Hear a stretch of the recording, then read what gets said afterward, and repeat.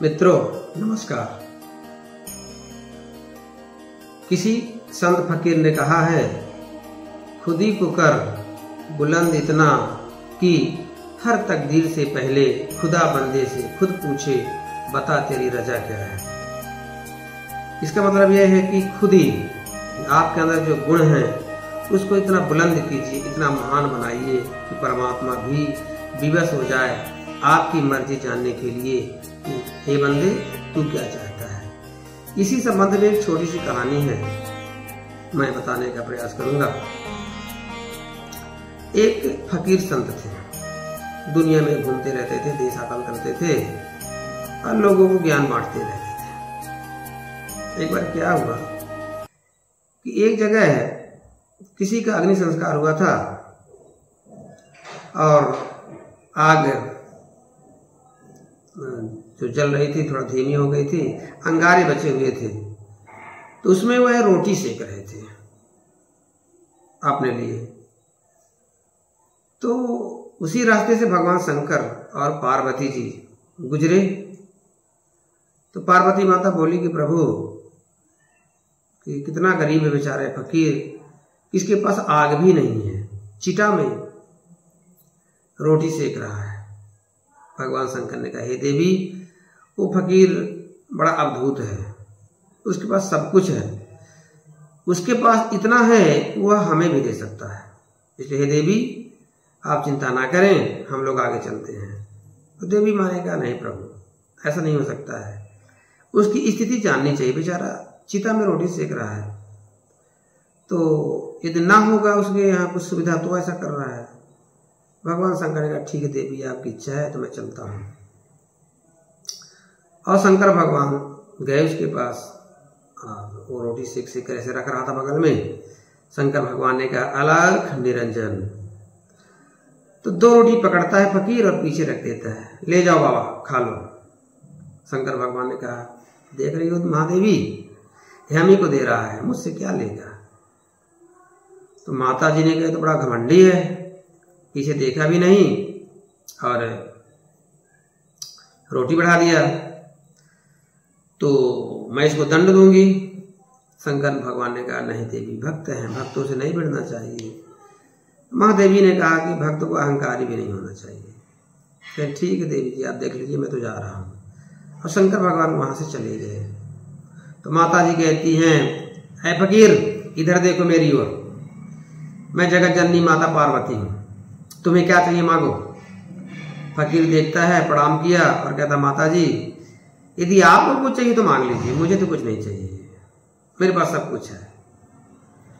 तो माता जी ने कहा कि तू चिता में रोटी सेक रहा है, सब कुछ है। बोले तो क्या अग्नि कहीं से मिल जाए, आग तो आग होती है, हमने अंगारे अलग कर लिए, रोटी सेक रहा हूं, तो उसमें हमारे हिसाब से तो कोई दिक्कत नहीं है। तो माता जी ने कहा, तू बड़ा घमंडी है, जा मैं तुम्हें श्राप देता हूं, तो ऊंट बन जा। तो बेचारा ऊंट बन गया। एक साल बाद माता जी देखने आई कि उस ऊंट का क्या हुआ। तो रेगिस्तान में बेचारा घूम रहा था और हरी हरी पत्ती खा रहा था। तो माता जी ने कहा, क्या ऊंट भैया बड़ी आनंद आ रहा है। बोले हाँ माता जी बड़ी कृपा है आपकी। क्या कृपा है। बोले हो गया बढ़िया, ऊपर ऊपर पत्ती खाता रहता हूँ पेड़ों की, तो अच्छा लग रहा है, कोई समस्या नहीं है, जा तू बैल हो जा। बैल बन गया। फिर एक साल बाद माता जी आई और कहती, क्या बैल महाराज बढ़िया है। बोले हाँ बढ़िया है। लेकिन क्या बढ़िया है। बोले मनुष्यों के साथ रहता हूँ, बड़े खेती बाड़ी काम करता हूँ, तो अच्छा लगता है। बोले अभी नहीं सुधरा। तो माता जी ने उसे पुनः श्राप दे दिया, जा तू गधा हो जा। बेचारा गधा बन गया। धोबी के यहाँ रहता था, भारा ढोता था। फिर माता जी एक साल बाद आई। बोले क्या गधे महाराज बढ़िया। बोले बढ़िया माता जी। क्या बढ़िया है, ये बड़ी कृपा है माता जी, धोबी का काम करता हूँ बढ़िया, उसका भाड़ा ढोता हूँ, कपड़ा ढोता हूँ बेचारे का, मुझे खिलाता पिलाता रहता है, छोटा सा पेट है, पेट भर जाता है, और कोई समाज में मेरी इज्जत भी नहीं है, तो बेइज्जती भी नहीं होती है, गधा हूँ, शांत जानवर, तो बड़ी शांति मिल रही है माता जी, कोई समस्या नहीं है। तब माँ को लगा कि यार इसको हमने बैल बनाया, ऊंट बनाया, गधा बनाया है, इसने हम पर शिकायत नहीं की, कुछ भी नहीं कहा, ये बहुत महान व्यक्ति है। तो उसने कहा कि मैं तुम्हें पुनः मनुष्य बना देती हूँ, अब वरदान मांगो, तुम्हें क्या चाहिए। नहीं मैया जी, मांगने से आदत बिगड़ जाती है, फिर आदमी मांगता ही रहता है। मैं क्या मांगूंगा, दुनिया में ऐसा क्या है जिसे पाकर कि मैं हमेशा के लिए खुशहाल हो जाऊँ, ऐसा कुछ भी नहीं है। तो जो चीज़ मुझे प्राप्त करनी है, तो आपके आशीर्वाद से मैं उस मार्ग में आगे सतत बढ़ रहा हूँ, तो जरूर हमको मिलेगी। मुझे अपने ब्रह्मत्व को प्राप्त करना है, मूल स्वरूप को पाना है, तो किसी के मांगने से वो तो नहीं मिलेगा, मांगने से माया ही मिलती है। मैया हे माता जी, अब हमें क्षमा करें, हमने आप कोई अपमान नहीं किया मैया, ये तो मेरा स्वभाव है, प्रवृत्ति है। व्यक्ति को अपना स्वभाव नहीं छोड़ना चाहिए, क्योंकि वही अपनी पहचान होती है। यदि हम अपना स्वभाव छोड़ देंगे तो हमारी पहचान मिट जाती है। अक्सर लोग क्या करते हैं, दूसरों को नकल करके और अपने आप को बदलने का प्रयास करते हैं। तो बदलना का मतलब बिल्कुल ये नहीं होता है कि जो हमारा निजी स्वभाव उसको हम छोड़ दें। हाँ, कोई बुरी आदत है, दुर्व्यसन है, जिससे समाज को नुकसान होता है, तो उसको छोड़ना ही चाहिए, वो तो कोई नकल की बात नहीं है। लेकिन जो आपका स्वभाव है सत्कर्म करने का, या आपने जो रास्ता बनाया है मुक्ति का, ईश्वर को जानने का, वो सर्वथा ठीक ही होता है। तो प्रयास ये करें कि जो हमने शुरू में कहा था कि खुद ही को कर बुलंद, इतना अपने आप को बुलंद बनाओ, महान बनाओ, तो परमात्मा भी आपके सामने नतमस्तक हो जाता है। जैसे आपने माता अनुसुईया कहानी सुनी होगी कि ब्रह्मा विष्णु महेश को उन्होंने बालक बना दिया था, तो वो क्या करती थी, केवल पति की सेवा करती थी, उसी मार्ग में आगे बढ़ जाती हैं और उस ब्रह्मत्व को प्राप्त करती हैं, उस शक्ति को प्राप्त करती हैं कि जहाँ इस त्रिलोक की जो महाशक्तियाँ हैं वो भी नतमस्तक हो जाती हैं। तो मित्रों, हमारे कहने का मतलब यही है कि जीवन में जो भी करते हैं उसकी समझ हमें होनी चाहिए। हम अपने आप को कमजोर मत मानिए, सबकी आवश्यकता एक दिन पड़ती है।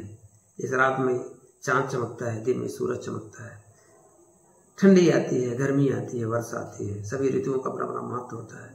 इसी प्रकार से समय समय सुंदर सब है, रूप कुरूप न कोय, जाकी रुचि जेती जितै, तिन तेती रुचि होय। तो जिसका मन जहाँ रमा जाता है वह उसके लिए अच्छा ही रहता है। जैसे एक बार क्या हुआ कि एक गांव में आदमी था, बड़ा काला कलूटा था, बड़ा लंबा सा था, उसके दांत बड़े बड़े थे, लोग उसको ततनीपोर कहते थे। तो उस गांव की एक औरत उससे बहुत नफरत करती थी, उसे देखना पसंद नहीं करती थी। लेकिन एक दिन संयोग क्या बैठा कि वह औरत जंगल में लकड़ी बीनने गई, तो उस पर कोई जंगली जानवर अटैक करता है, हिंसक पशु, तो डर कर भागी, तो काला आदमी मिल गया, उसकी रक्षा किया, उस जानवर को मारा। तो उस दिन से वह आदमी उसको सबसे प्रिय हो गया, उसको भैया कहने लगी, रक्षाबंधन में राखी बांधने लगी। तो क्या हुआ, तो जिससे हमारा काम निकल जाता है उसे हम अच्छा मानते हैं, जिससे काम नहीं पड़ता उसे हम बुरा मानने लगते हैं। है सब सही, एक दिन सबकी आवश्यकता पड़ती है, सबका समय आता है, सबका दिन आता है। तो निराश बिल्कुल ना हो कि हमारे अंदर कोई गुण नहीं है, हम कुछ नहीं कर सकते।